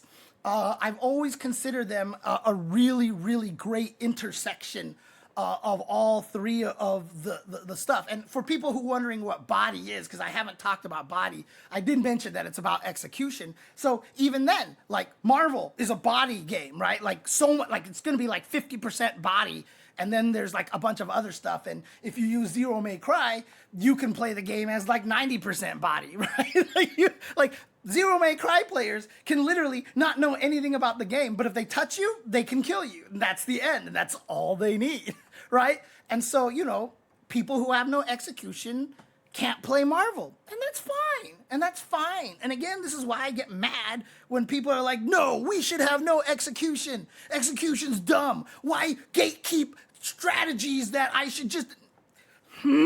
Because every fighting game is different. You can have games with no execution. You can have games with a lot of execution. Execution is not bad. Execution is great. There is so much good that comes from execution because it creates tension, right? If every open three-pointer shot automatically went in, it would be boring. But when you have it so that a player actually has to do something difficult to win, there's tension.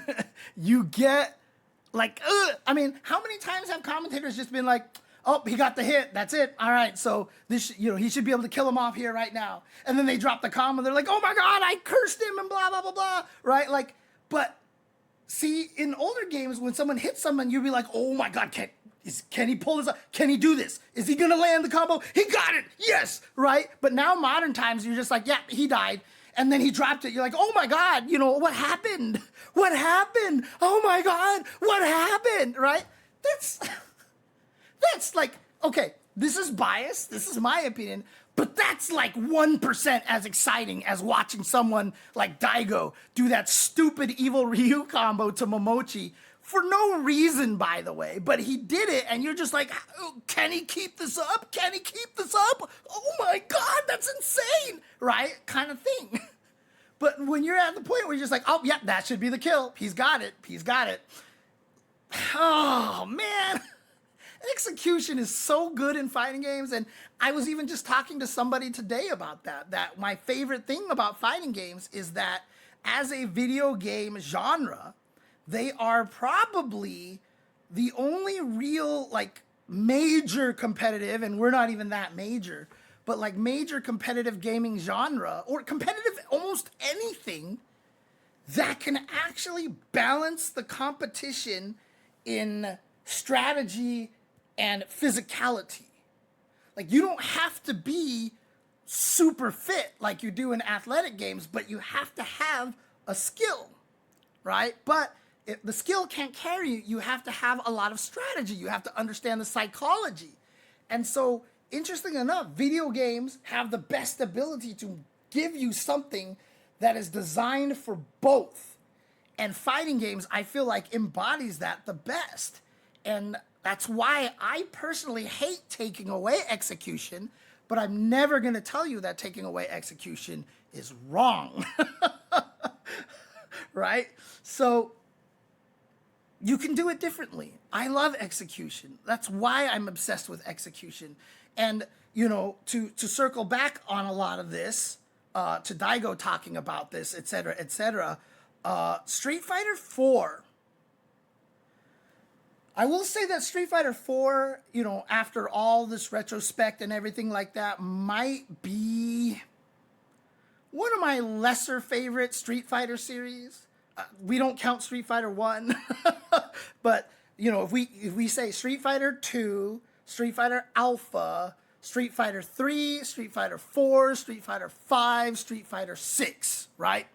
Street Fighter 4, for me personally, might not be one of my favorites, which is kind of a blasphemy because people love Street Fighter 4. But what I will always say about Street Fighter 4 is that Street Fighter 4 is the best Street Fighter ever for appealing to every kind of player in existence. Because if you didn't want the execution, Bison exists. If you play Bison, you don't even need to FADC a goddamn thing. You just hit roundhouse a bunch, right? Like, if you love execution, Viper is there for you. Sakura is there for you. If you like the science and the setup and all that stuff like that, you have Gen, you have the characters that have all this knowledge. If you're a heart player, Ryu works for you, right? Daigo heavy DP'd Gamer B 3 times in a row as a media attack. Heavy DP was not FADCable in that version of the game. And he heavy DP, meaty DP'd Gamer B 3 times in a row. That was like that version of the throw loop, basically. He just was like meaty DP, meaty DP, meaty DP, right? Like, if you are a heart player, there were characters for you.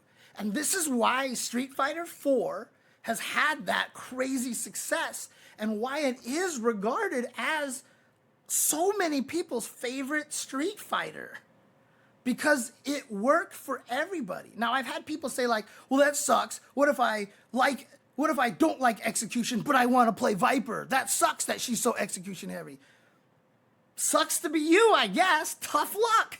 Like, whatever. Go find the character that works for you, right? Like, just do that. Like, dude, seriously? Like, this is what you're going to complain about? Like, but that's the beautiful thing about Street Fighter 4 is that there was a character for everybody. If you were a Marn or Punko style, Gamble style player, Seth and Dudley existed for you. Viper existed for you. If you liked crazy execution, crazy mix-ups, Viper was there. If you're like Chris G and you can sit there and do all of Sakura's loops without plinking, God knows how he does that. You can. And, Chris G likes having high execution stuff because it makes him feel good when he does it, right? And so it's great that Street Fighter 4 can reward that. One of the dangerous things about a lot of fighting games these days is that there's a lot of homogenization of all the characters, right? So one of the complaints that I've always had about 5 and 6, okay, let's make it so that all the sweeps are very punishable. And let's make it so that, everybody's X kind of behaves the same. City of Wolves kind of has that problem, right? 10 characters have DP move, and they all behave exactly the same. The light one's invincible, the heavy one is breakable, and the heavy one into break is how you can launch people into combos, et cetera, et cetera. There's a lot of homogenization nowadays, and while I get it, that's good for balance. It does make it a little bit tougher to feel the same kind of thing, to have that ability to attract multiple kinds of players to your game now. A lot of the times in fighting games these days, the systems are stronger than the characters, right? And that is one of the advantages that 5 had, is at least the V triggers really individualize the characters, right? The problem was a lot of the best characters were button into V trigger, which then homogenized their V trigger because the post mix-up didn't matter who you used. If you had a good mix-up, that was strong, right? And so the problem was that, right? And that turned into now, okay, everybody has that button that leads into V trigger. So when they have their V trigger ready, I am going to pay attention to the opponent expecting that one button, and I'll play around that one button. I can punish them for trying to get that easy activation kind of route, And again, at the highest level, everything becomes a heart game because as long as everybody has the knowledge, then it's about the decisions. And like I said, anybody who even dares and tries to say, well, no, 5 and 6 are bad because they're mind games. Dude, like I said, Virtua Fighter, dude, and Virtua Fighter has the greatest reputation ever. Right? One of the things about Virtua Fighter I will say, though, is that a lot of its RPS is more weighted. I talked about the weighted RPS earlier when I brought up, like, for example, that's something that Serlin prescribes to very, very much. Weighted RPS is very big in Virtua Fighter. And also, when you're in a situation, a lot of the times, it's not just directly RPS. Like, there might be 3 options that avoid this one. It's just that this one is not as good, but, like, if you're right, holy crap, and stuff like that. There's a lot of, like, different kind of weightedness in it when you do play Virtua Fighter at a higher level. One of the reasons why a lot of the top players don't like something like throw loops is because it's really kind of a binary decision, right? Like, am I going to throw loop or am I not, or am I going to attack? Like, because I think you're going to jump or whatever. So it doesn't have that kind of weightedness to it. And every correct answer to fight a throw, like if you literally have, like if you were Biff Tannen and you went into the future and watched the VOD of your match and went back and played it, and you're like, I know he's going to throw, and you didn't have a super, how are you going to hurt him? How are you going to hurt him? You know he's going for the throw. How are you going to hurt him? And this is the problem with throws. If you tech the throw, you're still in the corner. Sucks to be you. If you backdash, most of the time, if it's a perfectly meaty throw, you can't punish that. In fact, the other guy has the advantage a lot of the time. If you jump, like, you get anti-aired. If you try to get out of the corner, someone will do like crouching fierce in the Tatsu and switch sides and B plus and whatever. Like, this is why people get mad at throw loops, because the risk reward isn't that strong, right? And so it turns that into kind of like a binary decision where even if you're right, you don't get a lot of benefits out of it and stuff. So what did you learn about Fatal Fury? Power Rangers X? Power Ranger X? What did I say? Yeah, so wrapping this up, because I've been talking about this for almost 2 hours already. The whole idea is that if we can get used to talking about fighting games this way, if we can stop having this false narrative that all fighting games are the same, whatever, blah, blah, blah, blah, blah. Like, no, because if you tell somebody all fighting games are the same and they're good at this game and they're bad at that game, clearly they're bad at this game because the game sucks. But if you're like, oh, well, this fighting game is different from this fighting game. Oh, yeah, I can't play that fighting game because I'm not good at that kind of fighting game. You don't have to soothe your ego by saying the game sucks and that's why you can't win. You can just be like, oh, yeah, that's not for me, right? I mean, if you watch a movie and you say, I hate horror films, like, you hate horror films. You don't enjoy horror films. Like, some people might make fun of you for it, but what, like, that's just your taste. And if we acknowledge that fighting games are very different between them, we could have so much more interesting conversations about this. We'd have deeper conversations about fighting games. We can actually talk about them intelligently. We can actually analyze and understand what this fighting game does and what that fighting game does, et cetera, et cetera. You know, it creates such a better narrative for all of us to talk about fighting games. And, you know, obviously I tell people stop shitting on other people's fighting games, and that's not going to work. But if we can get into this conversation, that might help. That might help. And then we don't have to feel like the FGC is toxic because everyone's shitting on each other's game, you know, kind of situation. We can actually have meaningful conversations about it, or we can actually talk about it in a way that we don't have to downgrade other games to prop up our favorite game. You can just be like, oh, no, dude, I'm totally a heart player, so City of Wolves is totally for me. Like, because this game is all heart, so, like, I love this game. Instead of, man, this game is so good. Man, this just highlights how much Street Fighter 6 sucks. Stop. You know?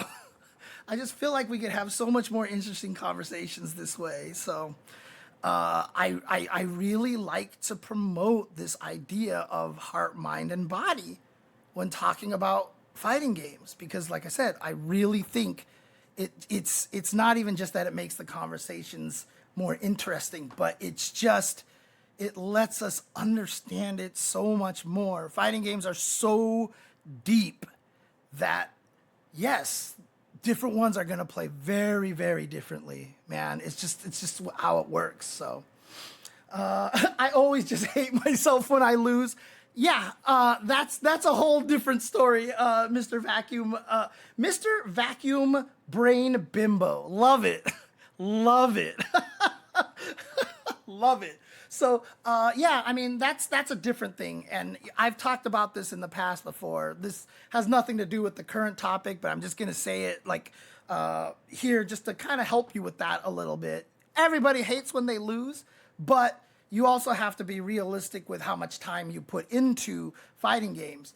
I don't play as much as I used to. I hate that I suck at fighting games right now. You know, one, it's you know, obviously 5 and 6 are different than how I like to play. I'm not going to use that as an excuse why I'm bad, but also the main excuse is that I just don't play enough, right? So, like, of course, I'm going to get mad when I lose because I'm like, I know I'm a better fighting game player than this, but I don't put in enough effort to really justify me thinking I should be winning. So it's a tough situation to handle. It's absolutely difficult to deal with. But if you don't know, I don't know. We still haven't agreed on what are footsies. Adding more vague terms doesn't seem to help. Explain that to me. Explain to me what you mean by vague terms.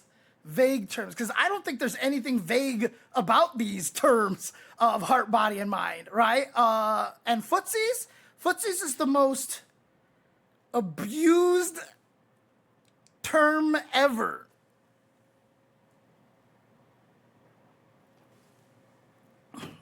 I hate the word footsies because everybody always just tries to use it as like some sort of moniker for greatness in fighting games. And all footsies is I want to get an advantage. That's it. That's what footsies is. It's a certain part of the neutral game aimed at gaining an advantage over your opponent. That's it. That's it. That's all it is. It doesn't matter how you play it. Marvel 3, Ultimate Marvel vs. Capcom 3, maybe outside of Morrigan and Doom, but maybe not. Ultimate Marvel vs. Capcom 3 has like some of the best neutral in fighting game history. The neutral in that game is so deep. It's crazy because the movement is good. You have so much space. You can go 4 directions, etc., etc. That game has some excellent footsies. Most excellent. So how do I define footsies? It's the process of your goal in neutral to try to gain an advantage against your opponent. So why isn't footsies and neutral the same thing? Because in older fighting games, zoners existed, fortress characters existed, right? Zoners just have an advantage by just holding down back. Like Guile in old games, down back, I have an advantage. He doesn't need to play footsies. Like he's just gonna throw sonic booms. Honda, I'm just gonna down back. You know, you don't have a fireball, tough shit. You know, so footsies aren't necessarily equal to neutral, but footsies is the active goal of trying to sweep them, knock them down, or get them to block something that makes you plus, landing a cross-up, etc., etc. So you use your movement and your attacks to find that situation to put the opponent into a mix-up. Because in the end, fighting games are about mix-ups. That's it. And so everybody who says like, oh, Street Fighter 5 and 6 are bad because it's a guessing game. You know what? Everything's a guessing game. I don't care if this is your favorite game. If I land a cross-up and you block it and I'm plus 12, guess what? You're in a guessing game. That's a guessing game, right? Like maybe it's different because if you try to reversal DP, it's a 1-frame window or whatever like that, but you're still in a guessing game. It's not changing. Like it's the same thing. It's just it feels better to you because it's different than this thing, which is, you know, like it's just it works better for you. But that's all footsies is. Footsies is trying to get to a position where you can land a mix-up. That's what I consider footsies.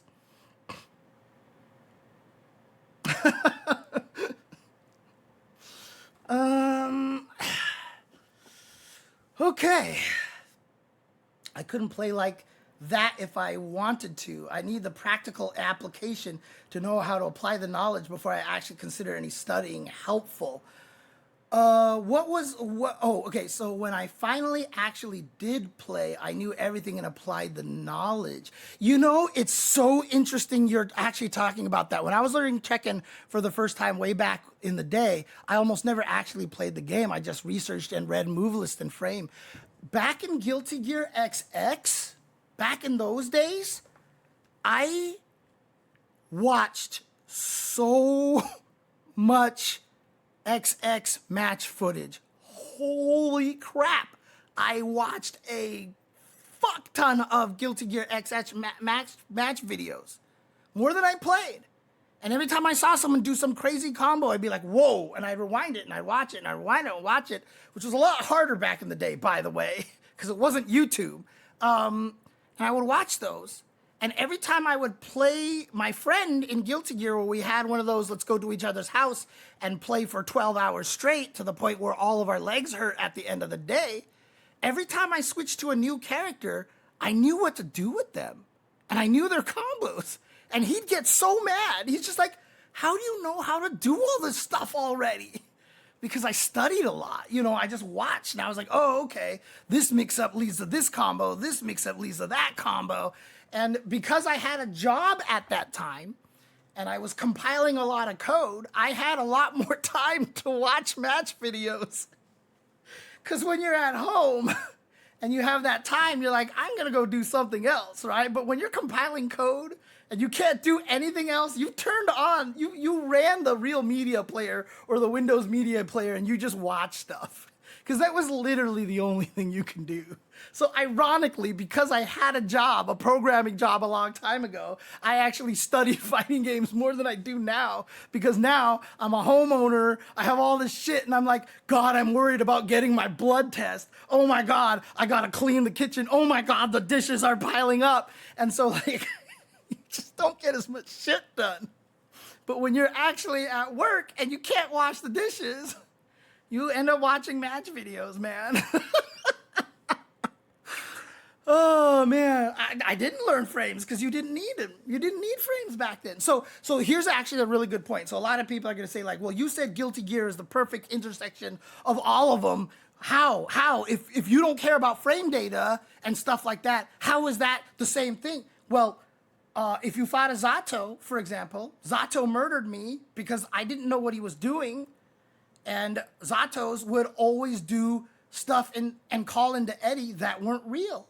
Like, people would tell me, oh, you have to recognize if he cancels kick into call Eddie, you have enough time to jab Eddie and kill it, and there's not much he can do to punish that, etc., etc. You had to study the situations. You had to study all of the mix-ups there. And if you had a gap, people could take advantage of it and blow you up for, in ways that you should not have actually had to deal with that kind of situation.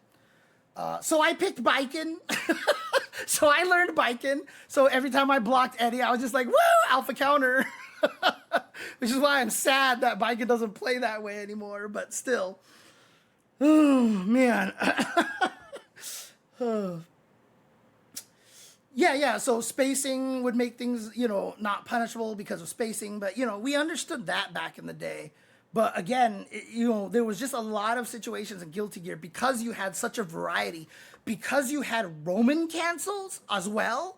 So who the fuck cares if this move is blocker plus on negative? I just Roman canceled it, and you gotta hold this shit now, right? So like, so if you don't know what a Roman cancel does, is before Exerd, Roman cancel in old Guilty Gear games literally cost a block. You can build up to 2 blocks, but it costs 1 block, and you returned yourself to neutral. There was no slowdown. There was nothing. It was just bots. Yeah, I'm in neutral again. The difference is that you couldn't Roman cancel on whiff, whereas a lot of the new games you can. So obviously, if you could Roman cancel the whiff in XX, that'd be super broken. But in that game, if I make you block something, I just Roman cancel it, and I'm literally frame 1 at neutral. There's no startup. It's just like romantic, and that's it. Like, I'm attacking. So who the hell cares what the frame data was, right? And then on the other side, the dead angles, which are the alpha counters, which are the V reversals, etc., they were fast. Like, they basically almost never missed. Like, you had to find certain setups and stuff to get them to miss. But if you did, it was just like pow, pow, and you hit them. Didn't do any damage. You knocked them down, but you got away from it. So there's just a lot more options again. I guess, honestly, what I'm saying is I just like fighting games that have a billion options. I just feel like that just makes it, you get more interesting scenarios and stuff because you have to think about a lot of things. And when you have more options, now you can't take them all into account. And that's another way that Tekken was able to kind of circumvent a lot of stuff, is that there's just so many options. Like, you can't have total knowledge in that game. And again, like I said, Harada designed it that way, which was evidenced by the fact that he was anti-releasing frame data in Tekken 7, because he literally said, I don't think it's good if people can solve the game so easily. I want you to play and experiment and learn and solve, and while you're playing and stuff. But we're just not in an era where that's feasible, because potentially hundreds of thousands of dollars are on the line.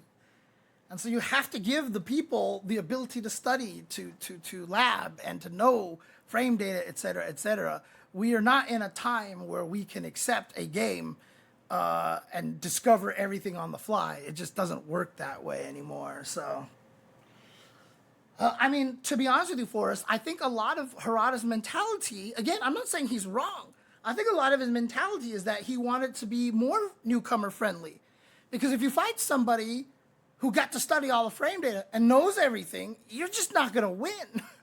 But if you had to experiment and I'm a beginner and I just happen to use this move that you don't know if you're supposed to sidestep left or right, or you didn't know that you can duck it and punish it, like, it's on you to figure it out during the match, but that kind of gives the beginner a little more chance in a weird way, right? So in a way, I think Harada was trying to keep the game a little more beginner friendly, basically. So, look, I'm a VF player primarily, and I learned how to punish by testing things in match. I would see a move and try a basic punish, go slower if it hit, faster if it didn't, and iterate. Exactly. Yeah, exactly. So while VF was a knowledge-based game, you know, it was a game that you could build the knowledge in the game, honestly. So, you know, it's interesting. And again, just going back to the main theme here, like talking about fight, like I feel like can you at least agree with me, all you guys that are in here in my chat? Now, obviously, you're biased, and that's why you're in this, because you like my discussions. But, like, doesn't it feel like it just makes fighting games, like, much more interesting to talk about and less vague? Like, oh, I don't know why I hate this game. I don't know why I don't like this game. Or, this game, I just like it. It's so much more nuanced than that. And I just feel like by talking about it that way, we get a lot better conversation, and it's just a better understanding. Again, I am a fighting game scientist, if anything, and I'm not going to sit here and just accept the fact that, oh, like, I hate this game. No, like, there's reasons for a lot of this, and the one thing I've never been able to solve is how to get people to stick around to fighting games. God damn it, because it's so hard, because the era that we're in right now is so anti-fighting game. The online era is really, really bad at retention for players, for new players. It's like literally the worst environment you could possibly have for a genre, for this genre, if you're trying to retain players, is the online environment.